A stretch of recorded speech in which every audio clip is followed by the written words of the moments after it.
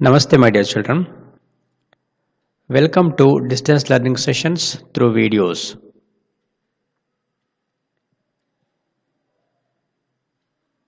In our discussion of this chapter, plant reproduction,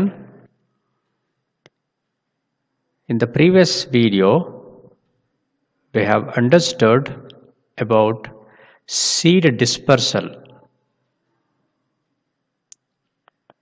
We discussed the different methods or different modes of seed dispersal and how the new plants grow at different distances from the mother plant. Today, let us discuss some more methods of plant reproduction.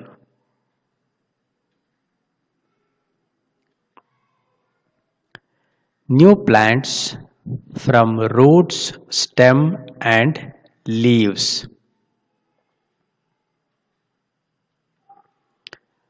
All kinds of plants do not grow from seeds. ಅಂದರೆ ಎಲ್ಲ ಸಸ್ಯಗಳು ಕೂಡ ಬೀಜಗಳಿಂದನೇ ಬೆಳೆಯೋದಿಲ್ಲ. That means there are some other modes by which the new plants grow. Let us see which are those. In some cases, new plants are formed from the roots, stem, or leaves. This is known as vegetative reproduction. So ಕೆಲವು ಕೇಸ್ಗಳಲ್ಲಿ ಅಂದರೆ ಕೆಲವು ಸಸ್ಯಗಳು ಬೇರುಗಳಿಂದ ಅಂದರೆ ತಾಯಿ ಸಸ್ಯದ ಬೇರುಗಳಿಂದ ಮತ್ತು ಅದರ ಕಾಂಡದಿಂದ ಹಾಗೂ ಕೆಲವು ಸಸ್ಯಗಳು ಎಲೆಗಳಿಂದನೂ ಕೂಡ ಹೊಸ ಸಸ್ಯಗಳು ಹುಟ್ಟಿ ಬೆಳೆಯುತ್ತವೆ. ಸೊ ಈ ರೀತಿ ಬೇರು, ಕಾಂಡ ಅಥವಾ ಎಲೆಗಳಿಂದ ಹೊಸ ಸಸ್ಯ ಬೆಳೆಯುವುದನ್ನು ವೆಜಿಟೇಟಿವ್ ರೀಪ್ರೊಡಕ್ಷನ್ ಅಂತ ಕರೀತಾರೆ ಮಕ್ಕಳೇ. ನಾವೀಗ ಯಾವ್ಯಾವ ಸಸ್ಯಗಳು ರೂಟ್ಸಿಂದ, ಸ್ಟೆಮ್ಮಿಂದ ಅಥವಾ ಲೀವ್ಸಿಂದ ಬೆಳೆಯುತ್ತೆ ಅನ್ನೋದನ್ನು ನೋಡೋಣ ಮಕ್ಕಳಿಗೆ ಒಂದೊಂದಾಗಿ. Plants from roots. Some plants form new plants from their roots. The sweet potato, breadfruit, and blackberry are some such plants. ಅಂದರೆ ಕೆಲವು ಸಸ್ಯಗಳು ತಮ್ಮ ಬೇರುಗಳಿಂದ ಹೊಸ ಸಸ್ಯಗಳ ಬೆಳವಣಿಗೆಗೆ ಕಾರಣ ಆಗ್ತವೆ. ಸೊ ಯಾವುದ್ಯಾವುದಪ್ಪ ಅಂತಂದರೆ ಸ್ವೀಟ್ ಪೊಟ್ಯಾಟೊ ಅಂದರೆ ಗೆಣಸು ಅಂತೇನು ಕರಿತೀವಿ ನಾವು, ಸ್ವೀಟ್ ಪೊಟ್ಯಾಟೊ ಮತ್ತು ಬ್ರೆಡ್ ಫ್ರೂಟ್ ಅನ್ನೋ ಒಂದು ಸಸ್ಯ, ಹಾಗೆಯೇ ಬ್ಲ್ಯಾಕ್ಬೆರಿ ಅನ್ನೋ ಸಸ್ಯ. ಸೊ ಇವುಗಳ ಬೇರುಗಳಿಂದ ಹೊಸ ಸಸ್ಯಗಳು ಹುಟ್ಟಿ ಬೆಳೆಯುತ್ತವೆ. Plants from stem. ಸೊ ಕೆಲವು ಸಸ್ಯಗಳ ಕಾಂಡಗಳಿಂದ ಹೊಸ ಸಸ್ಯಗಳು ಬೆಳೆಯುತ್ತವೆ. ಯಾವುದ್ಯಾವುದು ಅಂತ ನೋಡೋಣ ಮಕ್ಕಳೀಗ. Tea, sugar cane, drumstick, mint, rose, jasmine, grape, and most cactus plants can be grown from stem cuttings. So, tea ಗಿಡ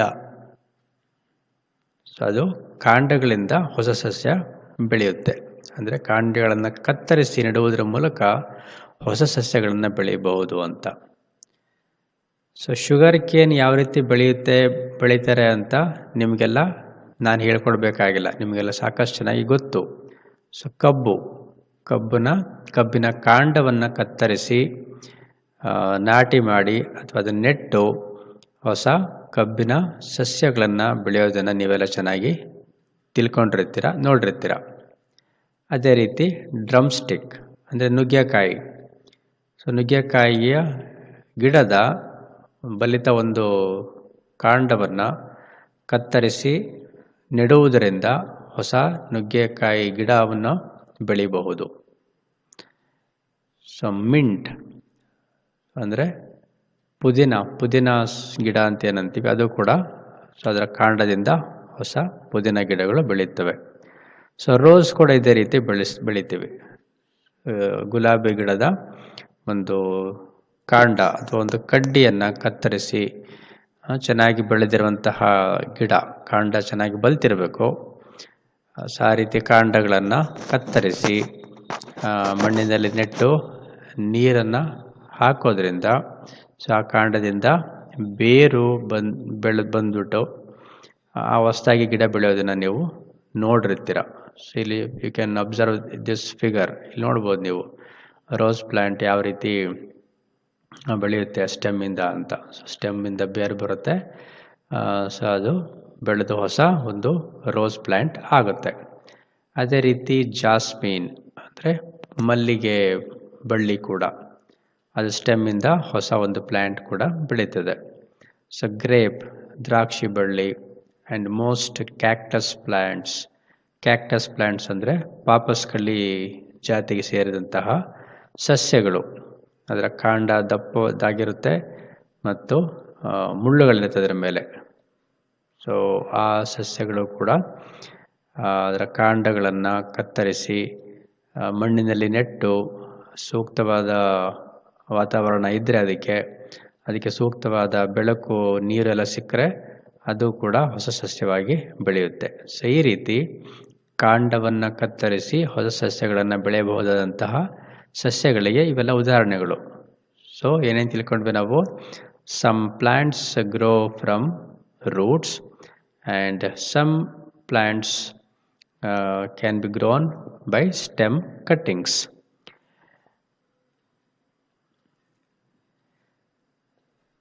Stems of plants such as lilies form bulbs. The bulbs grow into new plants.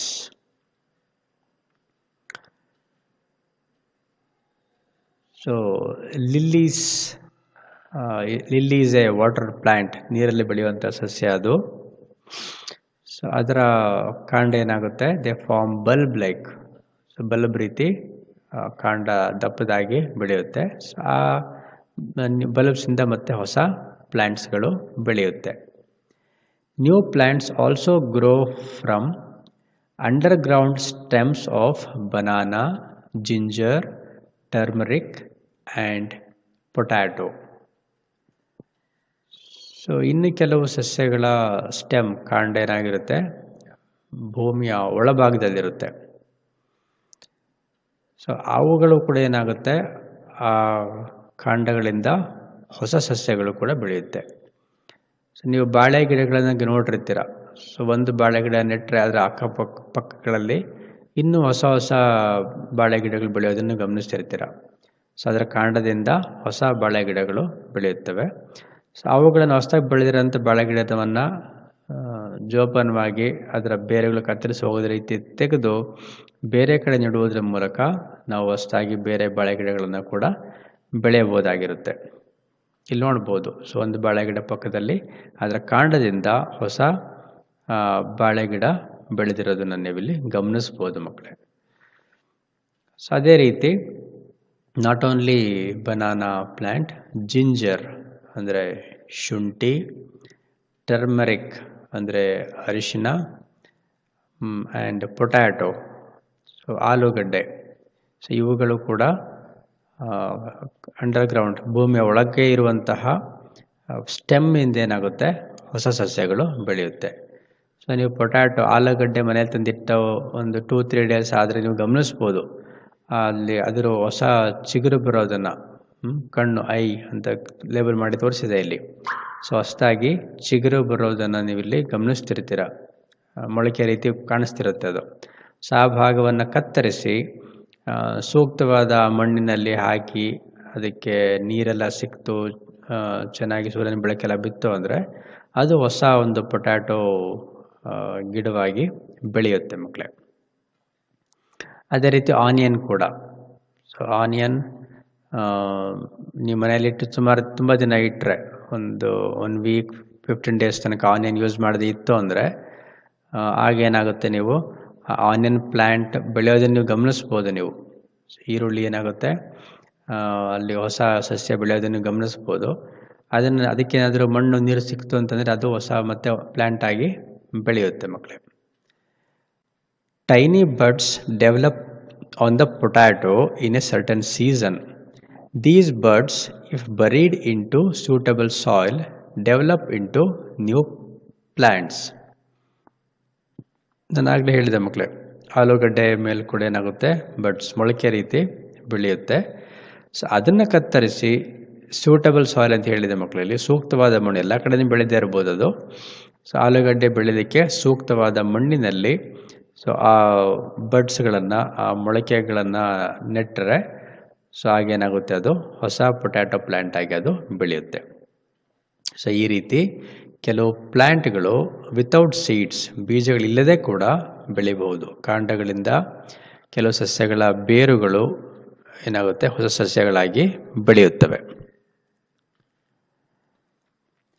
Plants from leaves. Leaves of some plants form new plants. Mature leaves of Bryophyllum, sweet potato, and begonia develop into new plants or plantlets. So, ಇನ್ನು ಕೆಲವು ಸಸ್ಯಗಳ ಎಲೆಗಳಿಂದ ಹೊಸ ಸಸ್ಯಗಳು ಬೆಳೆಯುತ್ತೆ. So ನೀವಿಲ್ಲಿ ಒಂದು example figure ತೋರಿಸಿ ನೋಡ್ಬೋದು, ಗಮನಿಸ್ಬೋದು ನೀವಿಲ್ಲಿ. ಈ ಎಲೆಯ ತುದಿಗಳಲ್ಲಿ ಸೊ ಬೇರುಗಳು ಮತ್ತು ಹೊಸದಾಗಿ ಎಲೆ ಬರ್ತದನ್ನು ನೀವು ಗಮನಿಸ್ಬೋದು. ಸೊ ಈ ರೀತಿ ಕೆಲವು ಸಸ್ಯಗಳ ಎಲೆಗಳು ಸ್ವಲ್ಪ ದಪ್ಪ ಇರುತ್ತೆ ಅಂಥ ಎಲೆಗಳು. ಸೊ ಅದಕ್ಕೆ ಸೂಕ್ತವಾದ ವಾತಾವರಣ ಇತ್ತು ಅಂದರೆ ಅದರ ಎಲೆಗಳಲ್ಲೂ ಕೂಡ ಹೊಸ ಗಿಡಗಳು ಬೆಳೆಯುತ್ತೆ.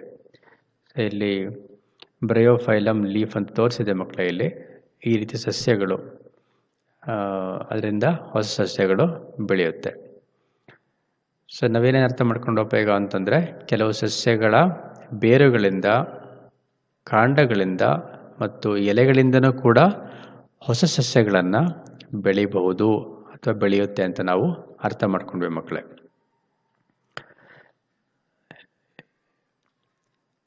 Here let us see how do non-flowering plants produce new plants. So non-flowering plants ಅಂದರೆ ಹೂ ಬಿಡದ ಸಸ್ಯಗಳು. ಸೊ ನಾವು ನೋಡುವ ಹಾಗೆ ಹೆಚ್ಚಿನ ಸಸ್ಯಗಳು ಹೂ ಬಿಡುತ್ತವೆ. Most of the plants we see around us are flowering plants. Though there are some non-flowering plants. So ನಮಗೆ ಈಗ ಗೊತ್ತಾಗಿರೋ ರೀತಿ ಫ್ಲವರಿಂಗ್ ಪ್ಲ್ಯಾಂಟ್ಸ್ಗಳಲ್ಲಿ ಏನಾಗುತ್ತಪ್ಪ ಅಂತಂದರೆ, ಹೂವುಗಳು ಕೆಲವು ಸಮಯದ ನಂತರ, ಕೆಲವು ಕಾಲಗಳ ನಂತರ ಅದು ಕಾಯಿಗಳಾಗಿ, ಹಣ್ಣುಗಳಾಗಿ ಬೆಳೆಯುತ್ತವೆ. ಆ ಹಣ್ಣುಗಳಲ್ಲಿ ಬೀಜಗಳು ಬೆಳವಣಿಗೆ ಆಗುತ್ತೆ. ಸೂಕ್ತವಾಗಿ ಬೆಳವಣಿಗೆ ಆದಂತಹ ಬೀಜಗಳು ಮಣ್ಣಿನಲ್ಲಿ ಬಿದ್ದು ಅದಕ್ಕೆ ನೀರು, ಬೆಳಕು ಅಥವಾ ಶಾಖ ಸಿಕ್ಕಿದ್ರೆ ಆ ಬೀಜಗಳು ಮೊಳಕೆ ಹೊಡೆದು ಹೊಸ ಸಸ್ಯಗಳು ಬೆಳೆಯುತ್ತೆ ಅಂತ ಗೊತ್ತಾಗಿದೆ. ಕೆಲವು ಸಸ್ಯಗಳಲ್ಲಿ ಹೂವೇ ಬಿಡೋದಿಲ್ಲ. ಹೂ ಬಿಡದಿರುವಂಥ ಸಸ್ಯಗಳಲ್ಲಿ ಹೂವೇ ಇಲ್ಲ ಅಂದರೆ ಅದಕ್ಕೆ ಕಾಯಿ, ಹಣ್ಣು ಎಲ್ಲ ಬರೋದಿಲ್ಲ. ಆ ಥರ ಇರೋ ಸಸ್ಯಗಳಲ್ಲಿ ಯಾವ ರೀತಿ ರೀಪ್ರೊಡಕ್ಷನ್ ಆಗುತ್ತೆ, ಆ ಸಸ್ಯಗಳಿಂದ ಹೊಸ ಸಸ್ಯಗಳು ಹೇಗೆ ಬೆಳೆಯುತ್ತೆ ಅಂತ ನಾವೀಗ ನೋಡೋಣ ಮಕ್ಕಳೇ. ಇಲ್ಲಿ trees such as cedars, firs and pines do not flower. So these are some examples for non-flowering plants. So ಇವೆಲ್ಲ cedars, firs and pines are the non-flowering plants. They are non-flowering plants. They produce cones with seeds. So ಅವುಗಳು ಹೂ ಬಿಡೋದಿಲ್ಲ, ಬದಲಾಗಿ ನೇರವಾಗಿ ಅವುಗಳು ಬೀಜಗಳನ್ನು produce ಮಾಡ್ತವೆ. So cones ಇಲ್ಲಿ ನೀವು ಗಮನಿಸ್ಬೋದು, ಒಂದು ಕಳಸದ ರೀತಿಯಲ್ಲಿ ಕಾಣ್ತಿರುತ್ತೆ. ಅದು ನೀವು ದೇವಸ್ಥಾನಗಳ ಮೇಲೆಗಳೆಲ್ಲ ಕಳಸಗಳನ್ನು ಗಮನಿಸ್ತಿರ್ತೀರ. ಸೊ ಗೋಪುರದ ರೀತಿ ಇರುತ್ತೆ. ಸೊ ಆ ಗೋಪುರದ ಆಕೃತಿಯಲ್ಲಿ ಏನಾಗುತ್ತೆ, ಕಾಯಿಗಳು ಬೀಜಗಳನ್ನು ಪ್ರೊಡ್ಯೂಸ್ ಮಾಡ್ತವೆ. ಸೊ ಇಲ್ಲಿ ಪೈನ್ ಟ್ರೀ ಒಂದು ಎಕ್ಸಾಂಪಲ್ ತೋರಿಸಿದೆ ಫಿಗರಲ್ಲಿ. ಸೊ ಈ ಕೆಲವು ಸಸ್ಯಗಳೇನು ಮಾಡುತ್ತೆ, ಹೂ ಬಿಡಲ್ಲ, ಆದರೆ ಬೀಜಗಳನ್ನು ಪ್ರೊಡ್ಯೂಸ್ ಮಾಡ್ತವೆ. The seeds give rise to new plants.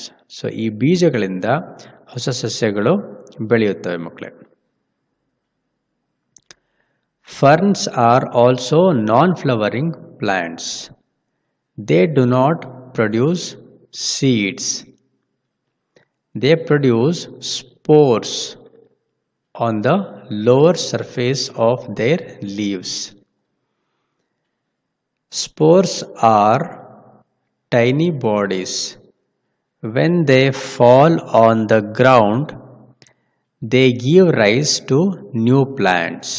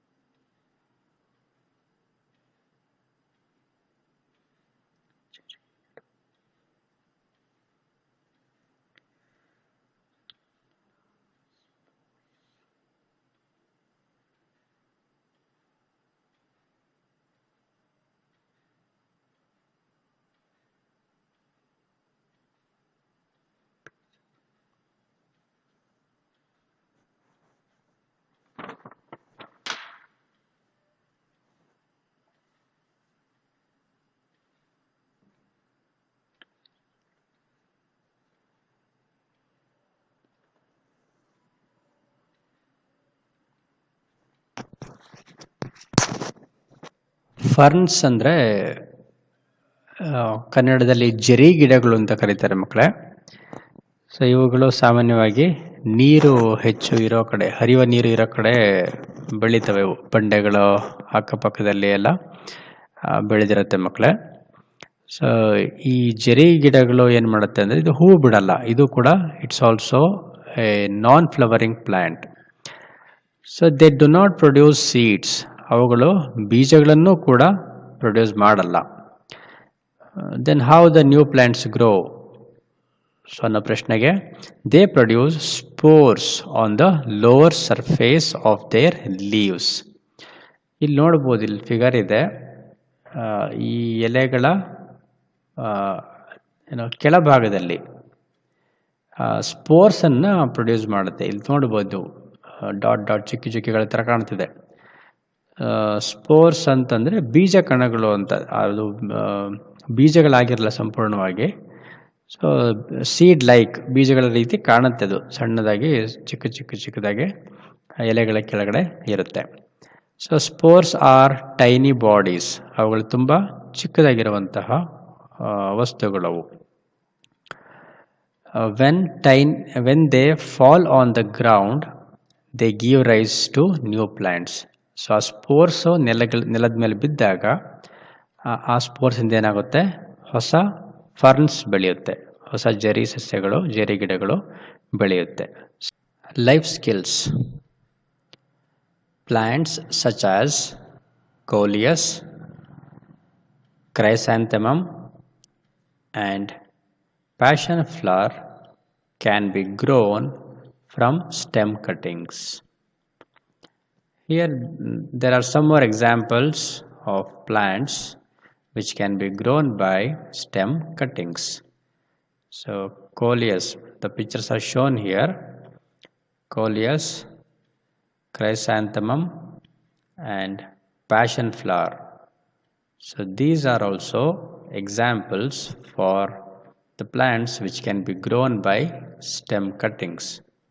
So today we have understood how new plants can grow from roots, stems and leaves of certain plants.